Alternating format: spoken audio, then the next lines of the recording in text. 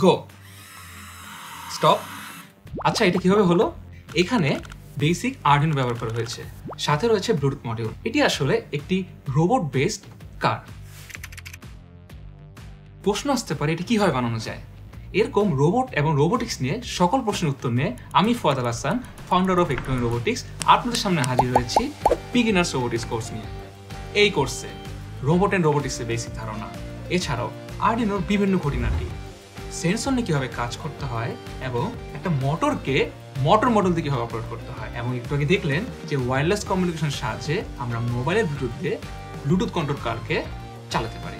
এছাড়াও রয়েছে আরো অনেক মজার মজার প্রজেক্ট। এই কোর্সে থাকছে অনেকগুলো থিওরি ক্লাস, এবং সেই থিওরি ক্লাসের পর প্র্যাকটিক্যালি যেটি আপনি রোবটকে কিভাবে বিল্ড করবেন সেটি শেখানো হয়েছে।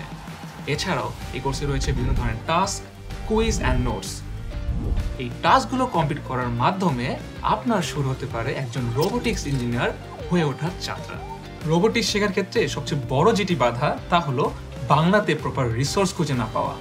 তাই সব বাধা পেরিয়ে সহজে আপনি কিভাবে রোবোটিক্স শিখতে পারবেন এই সব কথা মাথায় রেখে এই কোর্সটি ডিজাইন করেছি। Experience better learning, enrol today.